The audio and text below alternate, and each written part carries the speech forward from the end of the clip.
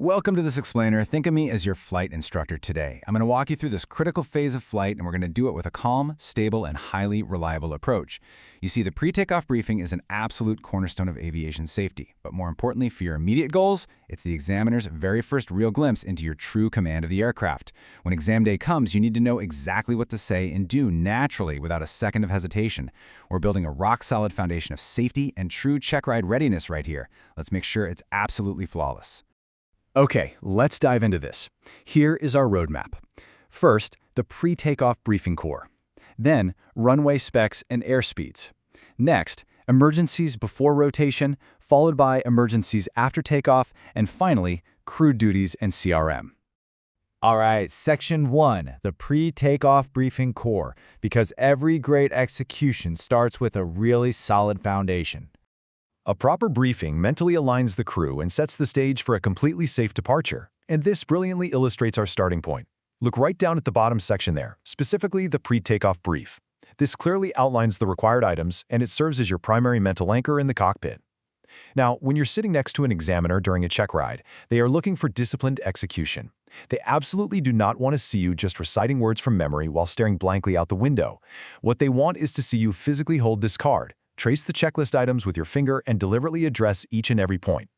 This tactile approach proves you're actively using a structured checklist to ensure nothing slips through the cracks. It shows excellent crew resource management right from the start, proving you rely on proven systems rather than just human memory, which, let's be honest, can easily falter under the pressure of an exam. Moving right along to Section 2, runway specs and airspeeds. So we are departing runway 26L. The length of this runway is 4,840 feet, and we are confirming its status is sufficient for takeoff.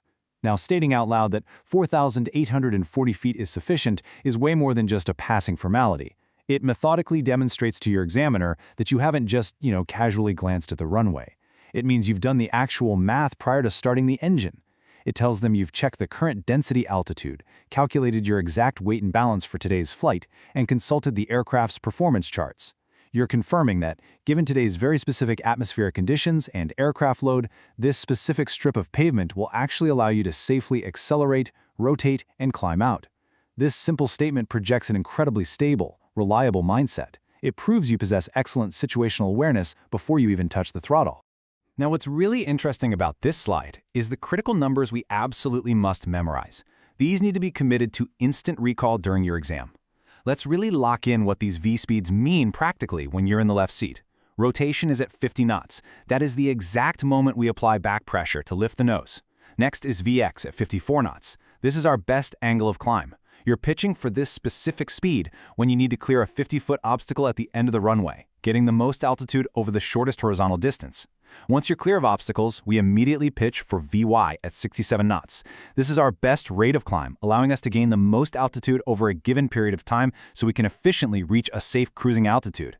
And finally, our best glide speed is 60 knots. Listen, should we lose the engine, this is literally our lifeline. Pitching immediately for 60 knots gives us the maximum gliding distance possible. Take just a second right now to visualize exactly where those numbers sit on your airspeed indicator. Section 3, emergencies before rotation. Let's talk about when things don't go according to plan. If any abnormality occurs before rotation, the call-out, abort, abort, abort, must be stated immediately. Let's delve into why this specific phrase is absolutely crucial to your exam prep. In an unexpected emergency, human nature almost always triggers what we call the startle effect. It's a physiological response that literally causes a pilot to freeze for a few critical seconds while their brain tries to process a sudden failure. Stating abort out loud 3 times, forcefully, breaks that startle response. It jolts your brain out of shock and forces it directly into immediate action mode. Furthermore, it unambiguously communicates to your examiner or anyone else in the aircraft that you are officially terminating the takeoff. It's a decisive, commanding action that shifts the flight instantly from a departure mindset right into an emergency braking mindset. Once you make that verbal call-out, your physical actions must follow systematically and instinctively.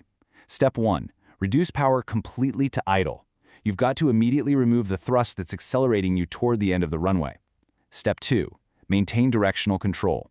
This means actively dancing on those rudder pedals to keep the nose wheel glued to the painted centerline.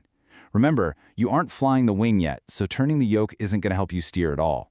Your feet have to do the work. Step 3. Stop on the runway. You achieve this by firmly but smoothly easing onto the brakes to avoid skidding or blowing a tire. Walking through these 3 essential physical steps systematically during your briefing proves to the examiner that you have the reliable, stable, and highly prepared mindset required to safely handle a rejected takeoff at high speeds. Okay, Section 4, Emergencies After Takeoff.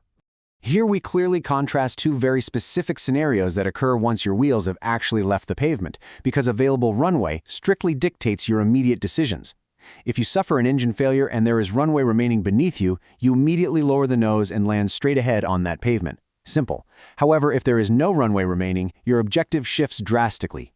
You pitch immediately for your best glide speed of 60 knots and land within 30 degrees of the runway heading. You absolutely must state to the examiner that you will not attempt an impossible turn back to the runway. The impossible turn is one of the most deadly traps in all of aviation.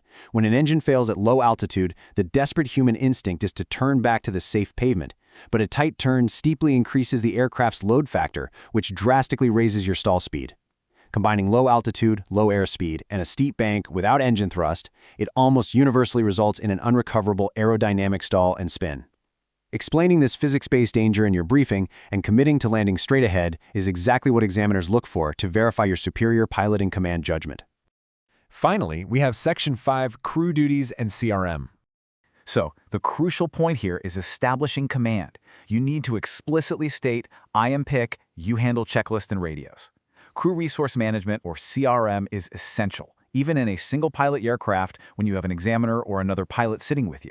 By looking over and stating this clearly, you are establishing a sterile cockpit and defining roles before the throttle is even advanced. It shows calm, authoritative precision.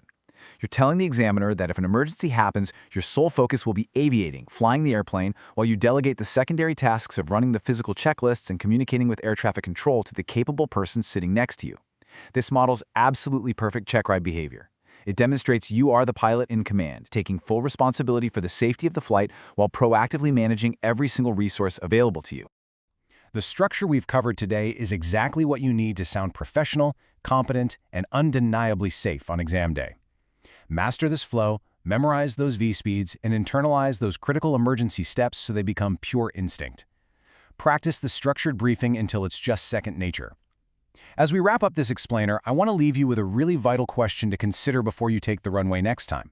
When the unexpected happens at 500 feet, will you react with panic, or will you flawlessly execute the exact plan you calmly briefed just minutes before? The choice is made on the ground. Thank you for joining me on this explainer. Stay focused and safe flying.